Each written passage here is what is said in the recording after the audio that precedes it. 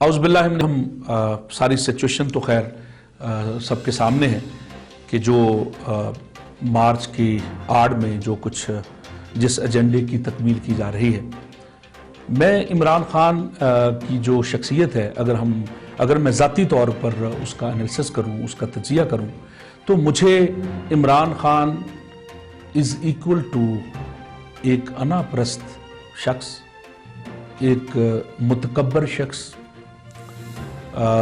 نرگسیت کا شکار، جس کو اپنی ذات کے سوا اور کچھ نظر نہیں آتا۔ اس سب کا مجموعہ جناب عمران خان کی شخصیت چاہنے والے کو ڈائیو بس پہ بٹھا دے تو اس کا جو انجام ہوگا وہ یہی ہوگا۔ سیاست سے نابلد انسان سیاسی مہروں سے شاید یا سیاسی جو اتار چڑھاؤ ہوتے ہیں، جو سیاسی آپ کہہ لیں کہ مد و جزر ہوتے ہیں، اس سے وہ شخص نا آشنا ہوتا ہے۔ خان صاحب کے حصے میں حادثاتی طور پر جو وزیر اعظم شپ آئی تو انہوں نے سب سے پہلے جو نیا پاکستان کا نعرہ دیا، نئے پاکستان کے لوگوں کو خواب دکھائے، سبز خواب دکھائے، تو وہ شاید جاگتی آنکھوں سے دیکھے ہوئے خواب تھے جس کا انجام تو یہی ہونا۔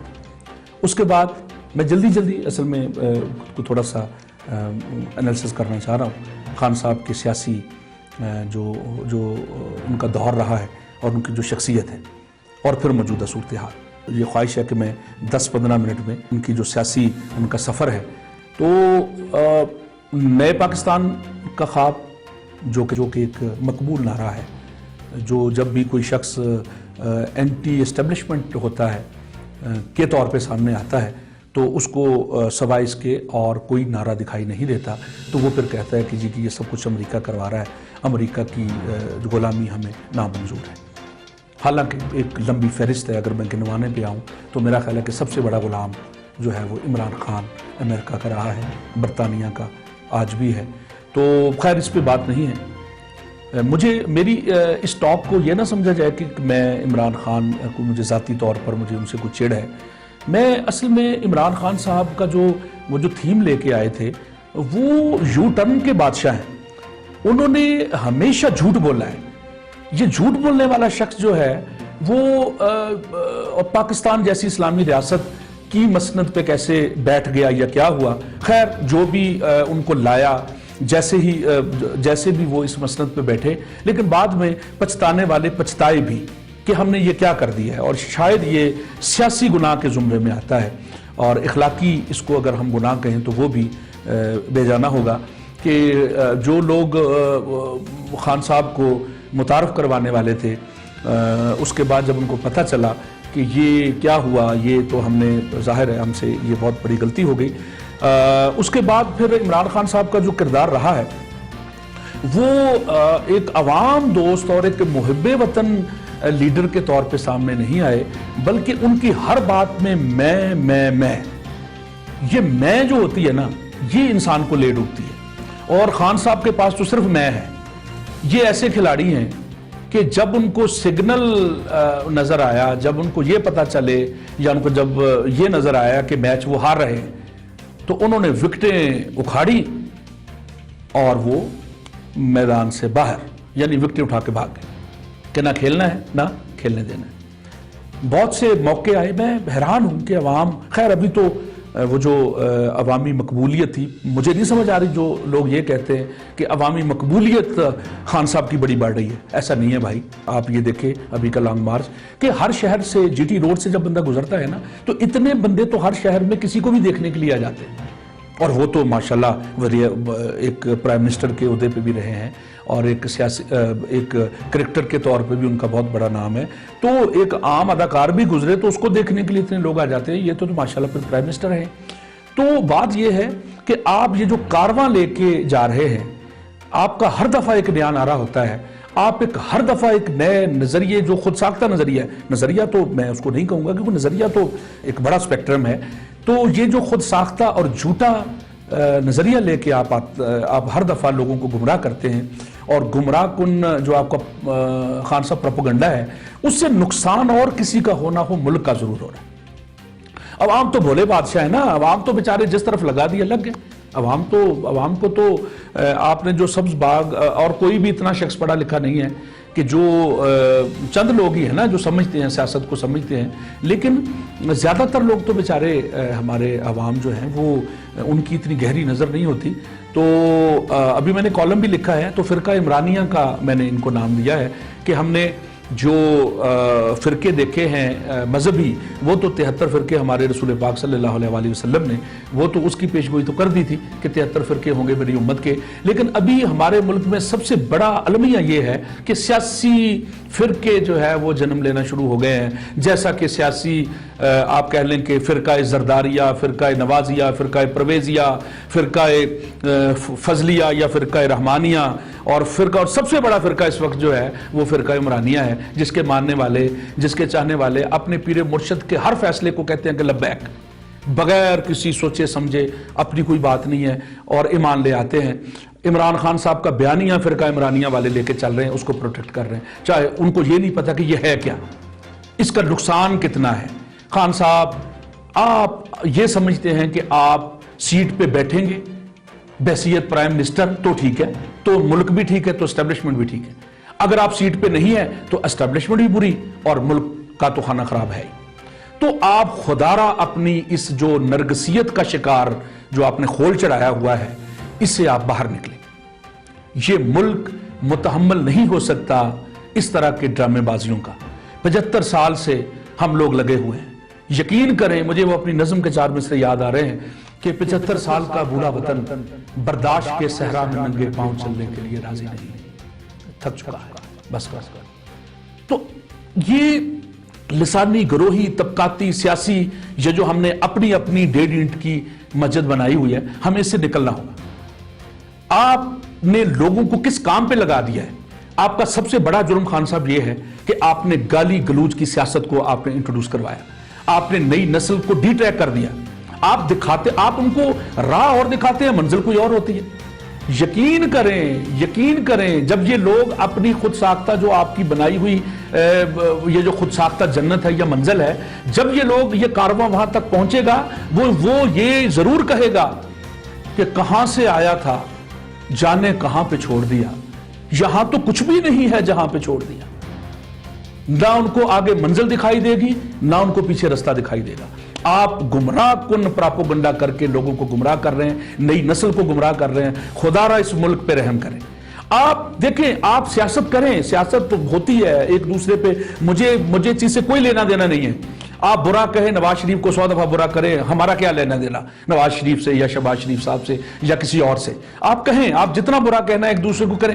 دیکھیں، آپ سیاسی دشمنی اور ذاتی دشمنی فرق کو ملحوظ خاطر رکھیں. سیاسی جو مخالفت ہوتی ہے وہ دشمنی نہیں ہوا کرتی. آپ تو ذاتی دشمنیاں پیدا کر رہے ہیں. آپ نے تو لوگوں کو یعنی ایک دوسرے کا فائر مار رہے ہیں لوگ ایک دوسرے کو. آپ تو یہاں تک لے ہیں سیاست کو. بھائی اس طرح نہ کریں. ملک سب سے پہلے دیکھیں، سیاست سے پہلے ریاست ہے. ریاست جو ہے وہ پہلے ہے. ہمیں ریاست کو مقدم رکھنا چاہیے اپنے فیصلوں میں. تو آپ نے تو سیاست کو اتنا زیادہ گمبھیر بنا دیا ہے کہ ریاست کہیں پیچھے جاتی ہوئی دکھائی دے رہی. اور ریاست کے ادارے تو محافظ ہوتے ہیں ریاست کے. یعنی آپ نے اداروں کے خلاف عوام کو کھڑا کر دیا. یہ بہت خطرناک عمل ہے. یہ جو رستہ ہے یہ بڑا ہی خطرناک رستہ ہے کہ آپ نے لوگوں کو، آپ نے عوام کو ریاست کے اداروں کے خلاف آپ نے جو ہے وہ استعمال کرنا شروع کر دیا ہے. ریاست، وہ تو ادارے تو ریاست کے، اس کے تحفظ کے، اس کی بقا کے، اس کی سالمیت کے ضامن ہوا کرتے. تو آپ نے ریاست کے خلاف، اور وہ بھی کھلم کھلا بائی نیم. آپ ابھی یہاں تک آ گئے ہیں کہ بائی نیم آپ نے نام لینا شروع کر دیا. تو آپ سیاست کو کہاں تک لے آئے؟ خدا را سیاست کی آڑ میں ذاتی دشمنیاں مت نکالیں. اس ملک کا خانہ خراب مت کریں. یہ ملک جو ہے یہ بڑی تگ و دور، بڑی قربانیوں سے حاصل کیا گیا ملک ہے. تو آپ بھیا آپ نہ کریں ایسا. آپ دیکھیں کہ آپ یعنی سیاست اور ریاست کے جو مفادات ہیں، آپ نے تصادم کی جو ہے وہ راہ ہموار کی ہے اور آپ کرتے ہی جا رہے ہیں. کبھی آپ کا کوئی نعرہ ہوتا ہے، کبھی آپ کا کوئی نعرہ ہوتا ہے. تو آپ دیکھیں تو صحیح کہ آپ کہنا کیا چاہ رہے ہیں. یو ٹرن، آپ ماہر ہیں یو ٹرن کے. نوبل انعام ملنا چاہیے یو ٹرن. خدا کی قسم آپ کو نوبل انعام ملنا چاہیے جتنے آپ یو ٹرن لیتے ہیں. آپ جھوٹ بولتے ہیں، دوسری طرف دوسرا رویہ دیکھیں دوسری جماعتوں کا، تو وہ آپ کے اوپر اس ہونے والے حملے کی مذمت کر رہے ہیں، عالمی سطح پہ بھی مذمت ہو رہی ہے اور پی ڈی ایم کی جماعتیں بھی مذمت کر رہی ہیں۔ یہ خوش آئند بات ہے یہ، کیونکہ سیاسی نظریات، سیاسی مخالفت تو اپنی جگہ ہوتی ہے، لیکن آپ ذاتی دشمنیوں پہ اتر آئے۔ آپ کو گولی لگی یا ابھی آپ کو کتنی گولیاں لگی، یہ ایک علیحدہ بحث ہے کہ وہ کیسے لگ گئی، کیسے ہو گیا، شوٹر کہاں سے آئے، وہ بندہ اصل ہے یا نہیں ہے، وہ ایک علیحدہ بات ہے۔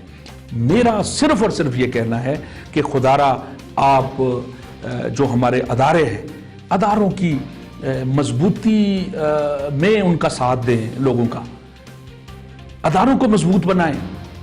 ادارے مضبوط ہوں گے تو ہم مضبوط ہوں گے۔ ابھی تک لوگوں کو پتہ نہیں ہے کہ غلامی کیا شے ہے، غلامی کا پتہ نہیں ہے، غلامی کا ابھی تک آپ کو وہ جو ڈراؤنا جو چہرہ ہے نا، ابھی تک لوگوں نے دیکھا نہیں ہے۔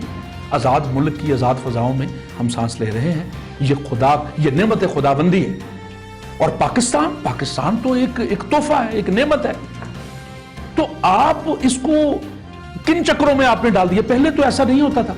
یقین کریں، ہمارا المیہ یہ ہے، 3 ماشاءاللہ بڑے لگے، ذمہ دار کون ہے؟ گریبانوں میں جھانکیں، ہم بھی جھانکتے ہیں، عوام بھی جھانکے، سوچے، تاریخ دان بھی سوچے اور سیاستدان بھی سوچے۔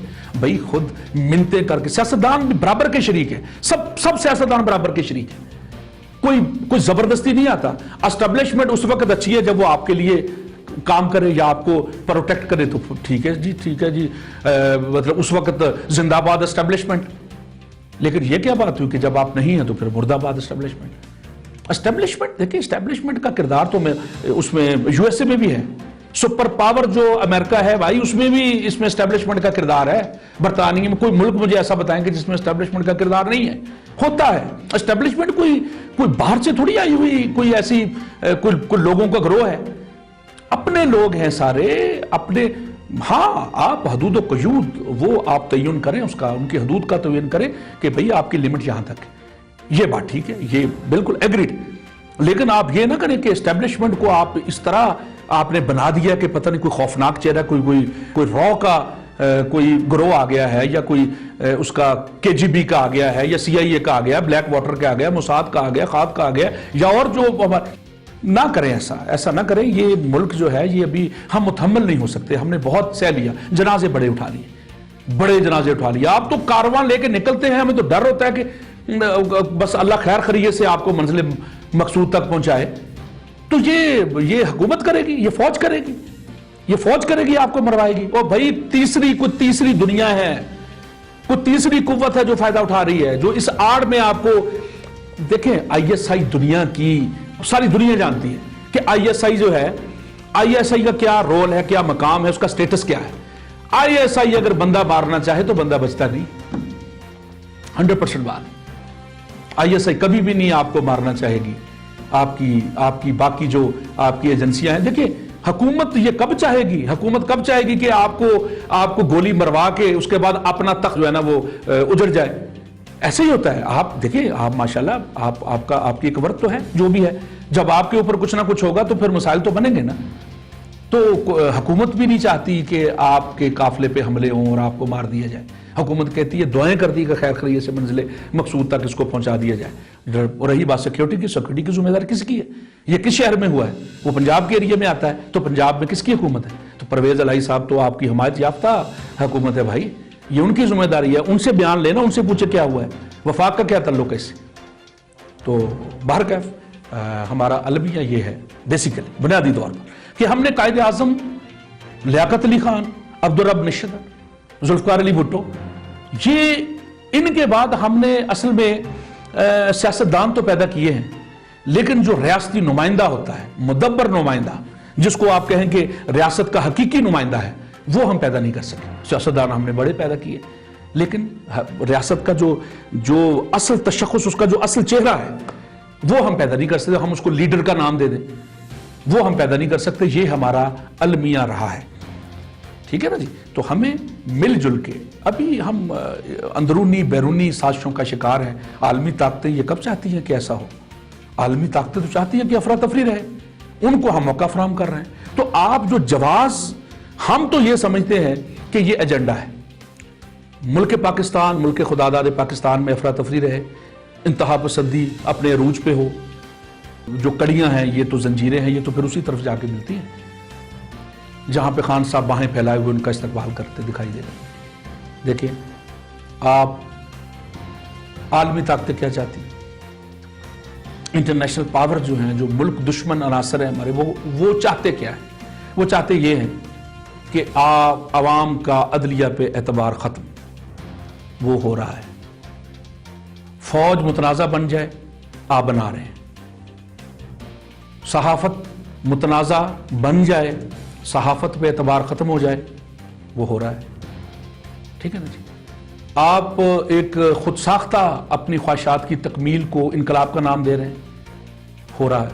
یعنی عدلیہ پہ اعتبار ختم، فوج پہ اعتماد ختم، صحافت پہ اعتماد ختم۔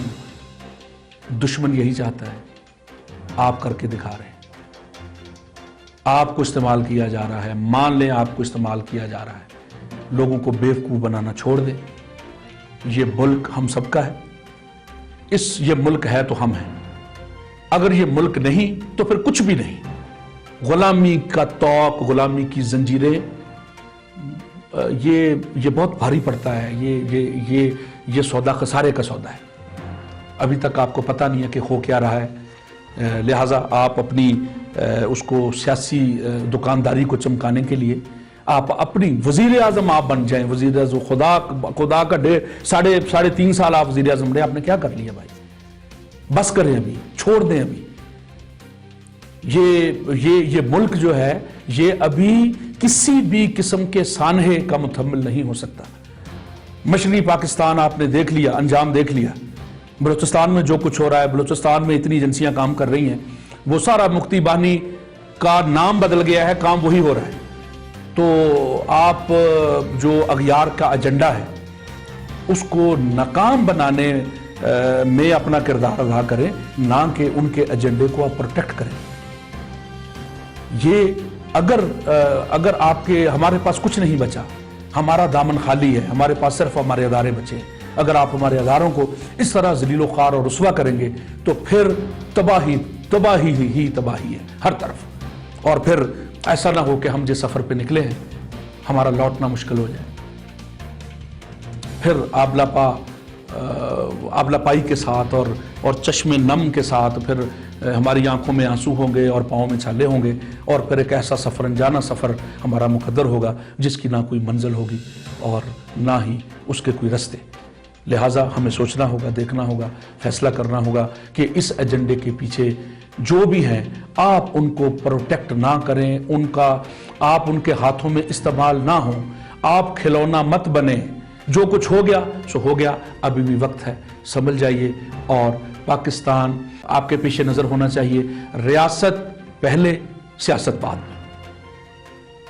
بس ابھی جو کیونکہ ڈیکورم ہے تو ڈیکورم کے حساب سے میں آخر میں 2-4 اشعار اپنے عوام کے لیے کہ پڑے ہیں خاک پہ کب سے سنبھل کے دیکھتے ہیں، پڑے ہیں خاک پہ کب سے سنبھل کے دیکھتے ہیں، اب ایسا کرتے ہیں خود کو بدل کے دیکھتے ہیں، اب ایسا کرتے ہیں خود کو بدل کے دیکھتے ہیں۔